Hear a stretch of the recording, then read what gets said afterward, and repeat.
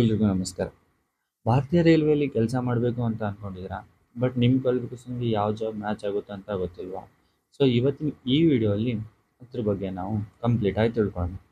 Indian ರೈಲ್ವೇಸಲ್ಲಿ S S L C, I T I, diploma, engineering ಮತ್ತು degree ಮಾಡಿದ ವಿದ್ಯಾರ್ಥಿಗಳಿಗೆ ತುಂಬ ಒಳ್ಳೆಯ ಅವಕಾಶ ಇರುತ್ತೆ.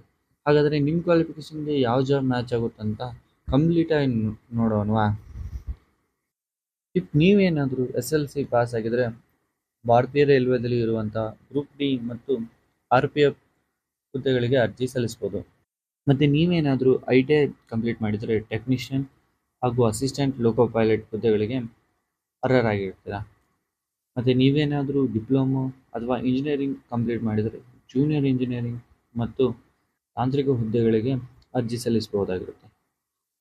ಅದೇ ರೀತಿ ನೀವೇನಾದರೂ ಪದವಿ degree B S C, B com, B A, B C ಹಾಗೆ ನಾರ್ಮಲ್ ಡಿಗ್ರಿ ಹೋಲ್ಡರ್ಸ್ ಆಗಿದ್ದರೆ R R B N T P ಸಿಯಲ್ಲಿ ಬರುವಂತಹ station master, goods train manager, commercial apprentice, senior clerk ಹಾಗೆ ಟ್ರಾಫಿಕ್ ಅಸಿಸ್ಟೆಂಟ್ಗೂ ನೀವು ಅಪ್ಲೈ ಮಾಡ್ಬೋದು. ನಾವೀಗ ಯಾವ ಕ್ವಾಲಿಫಿಕೇಷನ್ಗೆ ಯಾವ ಜಾಬ್ ಮ್ಯಾಚ್ ಆಗುತ್ತೆ ಅಂತ ನೋಡಿದ್ವಿ. ಸೊ ನಾವಿನ್ನು ಏನು ಓದಬೇಕು, ಹೇಗೆ ಪ್ರಿಪೇರ್ ಆಗಬೇಕು ಅಂತ ನೋಡೋಣ. ಎಲ್ಲ ರೈಲ್ವೆ ಎಕ್ಸಾಮ್ಸ್ಗಳಲ್ಲೂ ಮೋಸ್ಟ್ ಇಂಪಾರ್ಟೆಂಟ್ ಸಬ್ಜೆಕ್ಟ್ ಅಂದರೆ ಮ್ಯಾಥಮೆಟಿಕ್ಸ್, ರೀಸನಿಂಗ್, ಜನರಲ್ ಅವೇರ್ನೆಸ್ ಮತ್ತು ಕರೆಂಟ್ ಅಫೇರ್ಸ್. ಇವು 4 ಸಬ್ಜೆಕ್ಟ್ಗಳು ಇದ್ದೇ ಇರುತ್ತೆ. ಹಾಗೆ ಎ ಎಲ್ ಪಿ, ಟೆಕ್ನಿಷಿಯನ್ ಮತ್ತು ಜೂನಿಯರ್ ಮುಂತಾದ ಟೆಕ್ನಿಕಲ್ ಹುದ್ದೆಗಳಿಗೆ ನಿಮ್ಮ ಟ್ರೇಡ್ ಅಥವಾ ಬ್ರ್ಯಾಂಚ್ಗೆ ಸಂಬಂಧಿಸಿದಂಥ ಟೆಕ್ನಿಕಲ್ ಸಬ್ಜೆಕ್ಟ್ಸ್ ಕೂಡ ಇರುತ್ತೆ. ನೀವೇನಾದರೂ ರೈಲ್ವೆ ಕೆರಿಯರ್ನೇ ಚೂಸ್ ಮಾಡಬೇಕು ಅಂತ ಇದ್ದರೆ ಸಂಪೂರ್ಣ ಮಾಹಿತಿನ ನಾವು ಬರೋ ವಿಡಿಯೋಗಳಲ್ಲಿ ನೋಡ್ಕೊಂಡು ಹೋಗೋಣ.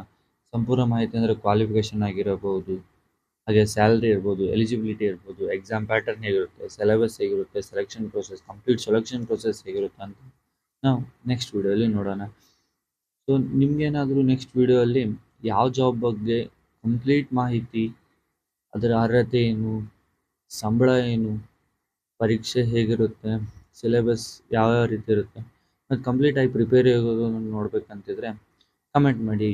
ಯಾವ ಜಾಬ್ ಮೇಲೆ ಜಾಸ್ತಿ ಕಮೆಂಟ್ ಇರುತ್ತೋ ಆ ಜಾಬ್ ಬಗ್ಗೆ ನೆಕ್ಸ್ಟ್ ವಿಡಿಯೋದಲ್ಲಿ ಮಾತಾಡೋಣ.